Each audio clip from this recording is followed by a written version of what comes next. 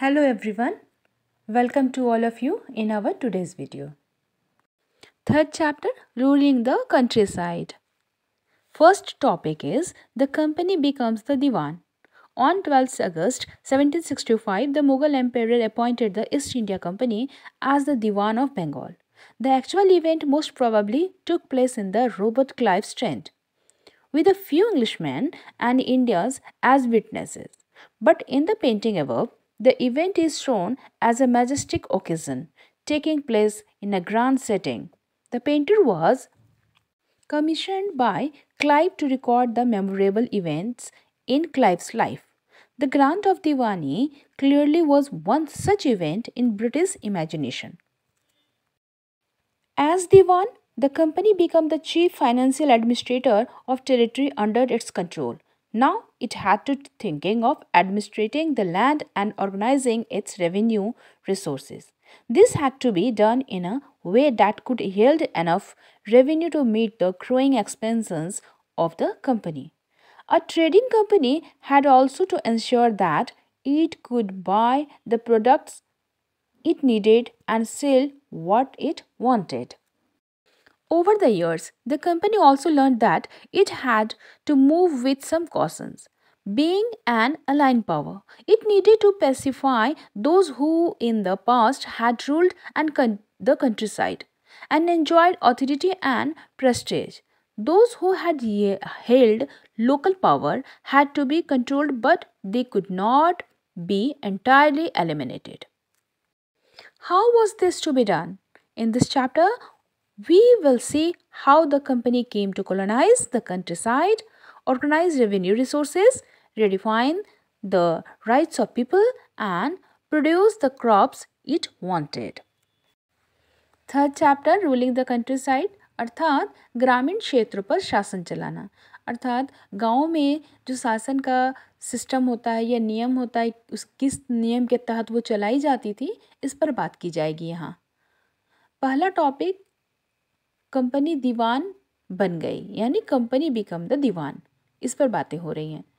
12 अगस्त 1765 को मुगल बादशाह ने ईस्ट इंडिया कंपनी को बंगाल का दीवान तैनात किया। इस बात की पूरी संभावना है कि यह घटना मुट्ठी भर अंग्रेजों और हिंदुस्तानियों की मौजूदगी में रॉबर्ट क्लाइव उनके तंबू में घटी होगी। तंबू यानी जो टेंट होते हैं ना, उसमें हुई होगी। लेकिन ऊपर जो चित्र बनी हुई है, इसमें इस घटना को एक भव्य समारोह के रूप में दिखाया जा रहा है, यानी बहुत विशाल रूप से कोई घटना हो रही है, कोई समारोह हो रहा है। इस चित्र में उस चित्रकार ने जो बनाया है, जिसे रॉबर्ट क्लाइव ने अपने जीवन को यादगार घटनाओं को दिखाने के लिए चित्रित करने का जिम्मा सौंपा था, उन्होंने अपना कार्य को पूरा किया है। बंगाल की दीवानी हाथ में आ जाना अंग्रेजों के लिए निश्चय ही एक बहुत बड़ी घटना होगी। दीवान के तौर पर कंपनी अपने नियंत्रण वाले भूभाग या जो क्षेत्र आर्थिक मामलों में मुख्य शासक वहाँ के वो बन गए रह गए थे। अब उसे अपनी जमीन का शासन चलाने और आमदनी को व्यवस्थित करने का रास्ता भी ढूंढना था। इसके लिए उसे एक ऐसा रास्ता ढूंढना था जिसे कंपनी के बहुत सारे खर्चों को पूरा करने के लिए काफ़ी आमदनी जुटाई जा सके। व्यापारिक कंपनी के नाते उसे यह भी ख्याल रखना था कि वह अपनी ज़रूरतों की जो चीज़ें खरीदते या बेचते रहे, उस पर भी कोई बाधा ना आए। समय के साथ ही कंपनी को यह भी समझ में आने लगा कि उसे सावधानी के साथ आगे बढ़ना होगा। बाहरी ताकत के होने की वजह से उसे उन लोगों को भी शांत रखना होगा जो गांव या देहात में पहले से शासन चला चुके थे और जिनके पास अभी भी काफ़ी ताकत और सम्मान थी। ऐसे जो लोग स्थानीय सत्ता में रह चुके थे, उन्हें नियंत्रित करना तो जरूरी था, लेकिन उसे खत्म नहीं किया जा सकता था। आप भी जानते हैं ना, जो बहुत पहले से शासन करते रहते हैं या जिन्हें इन चीज़ों के अनुभव होते हैं, उनसे हम दूर नहीं कर सकते हैं।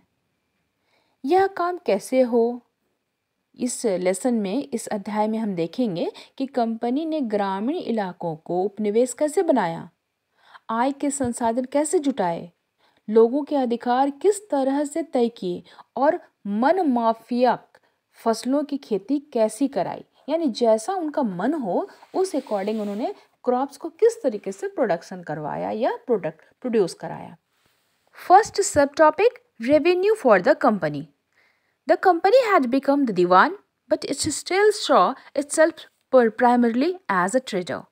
It wanted a large revenue income but was unwilling to set up any regular system of assessment and collection. The effort was to increase the revenue as much as it could and buy fine cotton and silk cloth as cheaply as possible. Within 5 years, the value of goods bought by the company in Bengal doubled. Before 1865, the company had purchased goods in India by importing gold and silver from Britain. Now the revenue collected in Bengal could finance the purchase of goods for export. Soon it was clear that the Bengal economy was facing a deep crisis. Artisans were deserting villages since they were being forced to sell their goods to company at low price. Peasants were unable to pay the dues that were being demanded from them. Artisanal production was in decline and agricultural cultivation showed sign of collapse. Then in 1770, a troubled famine killed 10 million people in Bengal. About one-third of the population was wiped out. पहला उपविषय, company की आमदनी। Company दीवान तो बन गई, लेकिन अभी भी खुद को एक व्यापारी ही मानती थी। कंपनी भारी भरकम लगान तो चाहती थी, लेकिन उसके आकलन में या उसके कंपैरिजन में और वसूली की कोई नियमित व्यवस्था करने में हिचकिचा रही थी। उसकी कोशिश यही रहती थी कि वह ज़्यादा से ज़्यादा राजस्व हासिल करे और कम से कम कीमत पर बढ़िया सूती और रेशमी कपड़ा खरीदे। इस कारण 5 साल के भीतर बंगाल में कंपनी द्वारा खरीदी जो जाने वाली चीज थी ना, है ना, उसका दाम दुगना कर दिया गया, यानी कि डबल कर दिया गया। तो दुगना दाम होने की वजह से 1865 से पहले ब्रिटिश कंपनी जो थी सोने और चांदी का आयात करती थी इन चीज़ों को लेने के लिए, और इन चीज़ों के बदले सामान खरीदती थी। अब बंगाल में इकट्ठा होने वाले पैसों से निर्यात के लिए चीज़ें खरीदी जा सकती थी। जल्दी ही यह जाहिर भी हो गया कि बंगाल की अर्थव्यवस्था एक गहरे संकट में फंसती जा रही है। कारीगर गांव छोड़कर भाग रहे थे क्योंकि उन्हें बहुत कम कीमत पर अपनी चीज़ों को कंपनी को जबरन बेचनी पड़ती थी, यानी ज़बरदस्ती उन्हें बेची जानी पड़ती थी। किसान अपना लगान नहीं चुका पा रहे थे, कारीगरों का उत्पादन गिर रहा था और खेती चौपट होने की दशा में बढ़ रही थी। 1770 में तो अकाल ने बंगाल में 1 करोड़ लोगों की मौत को गले लगाने पर मजबूर कर दिया। इस अकाल में लगभग 1/3 आबादी समाप्ति हो गई। Second sub topic, the need to improve agriculture. If the economy was ruinous, could the company be certain of its revenue income? Must company officials begin to feel that investment in land had to be encouraged and agriculture had to be improved? How was this to be done? After 2 decades of debate on the question, the company finally introduced the permanent settlement in 1793. By the term of the settlement, the Rajas and the Talukdar were recognized as Jamindars. They were asked to collect rent from the peasants and pay revenue to the company. The amount to be paid was fixed permanently. That is, it was not to be increased ever in future. It was felt that this would ensure a regular flow of revenue into the company's coffers and at the same time encourage the Jamindars to invest in improving the land. Since the revenue demand of the state would not be increased, the Jamindar would benefit from increased production from the land. दूसरा उपविषय है खेती में सुधार की जरूरत। अर्थात अगर अर्थव्यवस्था में संकट थी तो क्या कंपनी अपने राजस्व आय के बारे में आश्वस्त रह सकती थी? कंपनी के ज़्यादातर अफसरों को यह लगने लगा था कि ज़मीन में निवेश करना और खेती में सुधार लाना जरूरी है। यह काम किस तरह किया जा सकता था? इस सवाल पर 2 दशकों तक, दो डेकेड्स का मतलब हो गया 2 दशक, 2 दशकों तक बहस चलती रही। आखिरकार कंपनी ने 1793 में स्थायी बंदोबस्त लागू किया। इस बंदोबस्त की शर्तों के हिसाब से राजाओं और तालुकदारों को जमींदारों के रूप में मान्यता दी गई। उन्हें किसानों से लगान वसूलने और कंपनी को राजस्व चुकाने का जिम्मा सौंप दिया गया। उनकी ओर से चुकाई जाने वाली राशि स्थायी रूप से तय कर दी गई और मतलब यह निकल के आया कि भविष्य में कभी भी इस कर में इजाफा नहीं होगा। अंग्रेजों को लगता था कि उन्हें नियमित रूप से राजस्व मिलता रहेगा और जमींदारों को जमीन में सुधार लाने के लिए खर्च करने का प्रोत्साहन भी मिलता रहेगा। उन्हें लगता था कि क्योंकि राज्य की ओर से राजस्व की मांगे बढ़ने लगी थी, इसलिए जमींदार बढ़ते उत्पादन से फायदे में ही रहेंगे। थर्ड सब topic, the problem. The permanent settlement, however, created problems. Company's officials soon discovered that the zamindars were in fact not investing in the improvement of land. The revenue that had been fixed was so high that the zamindars found it difficult to pay. Anyone who failed to pay the revenue lost his zamindari. Numerous zamindaries were sold off at auctions organized by the company. By the first decade of the 19th century, the situations changed. The prices in the market rose and cultivation slowly expanded. This meant an increase in the company of the Jamindars, but no gain for the company, since it could not increase the revenue demand that had been fixed permanently. Even then, the Jamindars did not have an interest in improving the land. Some had lost their lands in the earliest years of the settlement.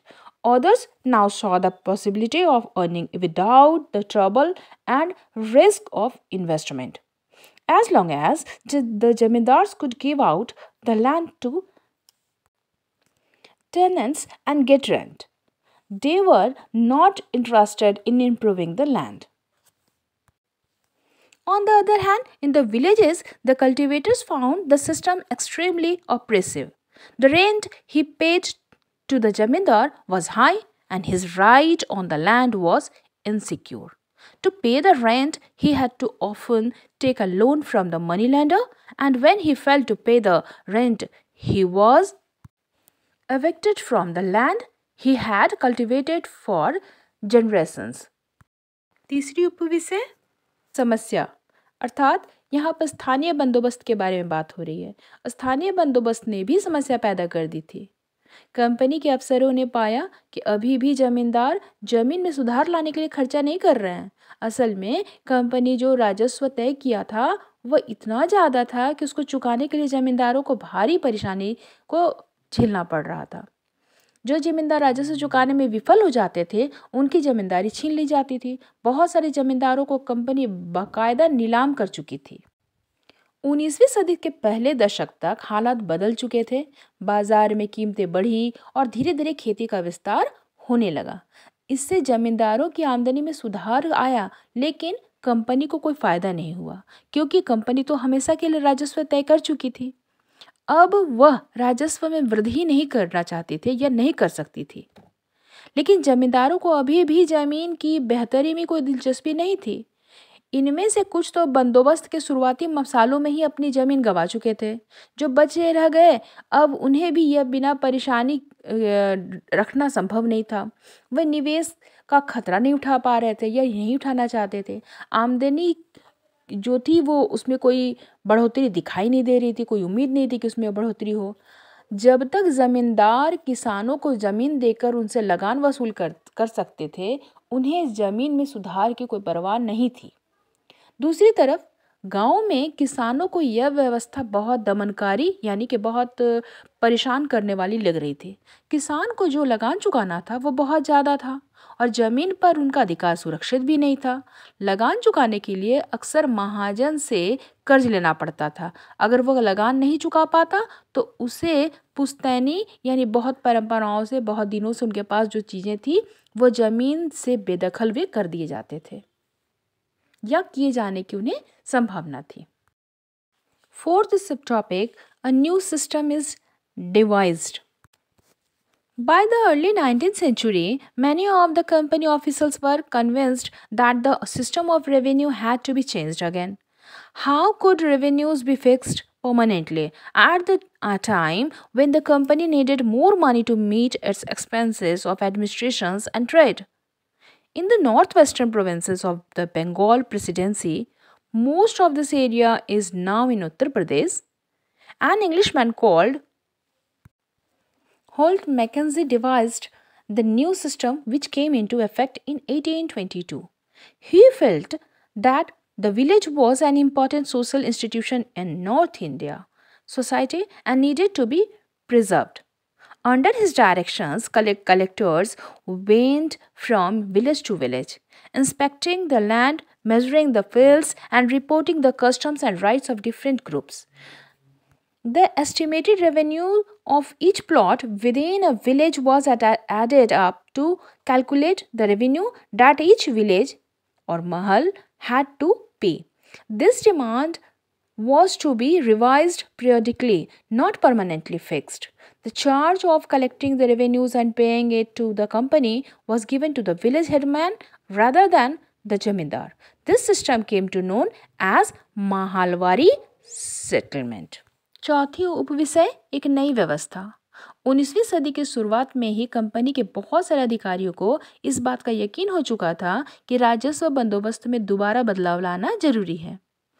जब company को शासन और व्यापार के अपने खर्चों को चलाने के लिए पैसों की जरूरत हो तो वह स्थायी रूप से राजस्व तय करके काम कैसे चला सकती है।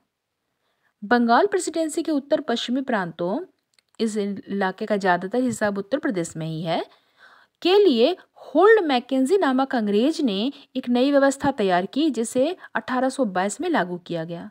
मैकेंजी को विश्वास था कि वह उत्तर भारतीय समाज में गांव एक महत्वपूर्ण सामाजिक संस्था होती है और उसको बचाए रखना चाहिए हमें। उसके आदेश पर कलेक्टर ने गांव-गांव जाकर दौरा किया, घूमा और जमीन की जांच की, खेतों को मापा, विभिन्न समूहों के रीति रिवाजों को दर्ज भी किया। गांव के एक एक खेत के अनुमानित राजस्व को जोड़कर हर गांव या ग्राम समूह या महाल जिसे कहते हैं से वसूल होने वाले राजस्व का हिसाब भी लगाया, यानी कौन से जमीन से कितना मिल सकता है राजस्व। इस राजस्व को स्थायी रूप से तय नहीं किया गया, बल्कि उसने समय समय पर संशोधन की गुंजाइश भी रख दी। राजस्व इकट्ठा करने और उसे कंपनी को अदा करने का जिम्मा जमींदार की बजाय अब गांव के मुखिया को सौंप दिया और इस व्यवस्था को महालवारी बंदोबस्त नाम दे दिया। Next sub topic the Munro system. In the British territories in the south, there was a similar move away from the idea of permanent settlement. The new system that was devised came to known as the Rayatwar or Rayatwari. It was tried on the small scale by the Captain Alexander Reid in the some of the area that were taken over by the company after the wars with Tipu Sultan. Subsequently, development by Thomas Munro, this system was gradually extended all over South India. Reid and Munro felt that in the south there were no traditional zamindars. The settlement, they argued, had to be made directly with the cultivators or ryots who had tilled the land for generations. Their field had to be carefully and separately surveyed before the revenue assessment was made. Munro thought that the British should act as paternal father figures protecting the riots under their charge. पांचवा उपविषय है Munro व्यवस्था। British नियंत्रण वाले दक्षिण भारतीय इलाकों में भी स्थायी बंदोबस्त की जगह नई व्यवस्था अपनाने का प्रयास किया जाने लगा। वहाँ जो नई व्यवस्था विकसित हुई उसे रैयतवाड़ या रैयतवाड़ी नाम दिया गया। कैप्टन अलेक्जेंडर रिड ने टीपू सुल्तान के साथ चले युद्धों के बाद कंपनियों द्वारा कब्जे में लिए गए कुछ इलाकों में से इस व्यवस्था को आजमा कर भी देख लिया। टॉमस मुनरो ने इस व्यवस्था को विकसित किया और धीरे धीरे पूरे दक्षिण भारत पर यही व्यवस्था लागू कर दी गई। रीड और मुनरो को लगता था कि दक्षिण में परंपरागत जमींदार नहीं थे, इसलिए उनका तर्क यह था कि उन्हें सीधे किसानों यानी रैयतों से ही बंदोबस्त करना चाहिए, जो पीढ़ियों से ज़मीन पर खेती करते आ रहे हैं। राजस्व आकलन यानी कि उसको नापना या उसके बारे में विचार करने से पहले उनके खेतों का सावधानीपूर्वक अलग से सर्वेक्षण किया जाना चाहिए। मुनरो का जवाब मानना था कि अंग्रेजों को पिता की भांति किसानों की रक्षा करनी चाहिए। एंड लास्ट सब topic, all was not well. Within a few years after the new system were imposed, it was clear that all was not well with them. Driven by the desire to increase the income from land, revenue officials fixed too high a revenue demand. Peasants were unable to pay. Riots filled the countrysides and villages became deserted in many regions. Optimistic officials had imagined that the new systems would transform the peasants into rich, enterprising farmers, but this did not happen. अंतिम उपविषय, all was not well, अर्थात सब कुछ ठीक नहीं था। नई व्यवस्थाएं लागू होने के बाद बच्चों महज कुछ ही सालों के भीतर उनमें से समस्याएं दिखाई देने लगी। जमीन से होने वाली आमदनी बढ़ाने के चक्कर में राजस्व अधिकारियों ने बहुत ज़्यादा राजस्व तय कर दिया। किसान राजस्व चुका नहीं पा रहे थे। रैयत गांव से भाग रहे थे। बहुत सारे क्षेत्रों में गांव वीरान हो गए थे। आशावादी अफसरों को उम्मीद थी कि नई व्यवस्था किसानों को संपन्न, उद्यमशील किसान बना देगी, लेकिन ऐसा कुछ भी नहीं हुआ। इस तरीके से हम लोगों ने first topic the company becomes the Diwan के बहुत सारे सब टॉपिक को देखा और उसे भली प्रकार समझा भी। उम्मीद करूँगी आज का वीडियो आप लोगों को पसंद आया होगा। जल्द ही नए वीडियो में next topic crops for Europe को स्टडी करेंगे।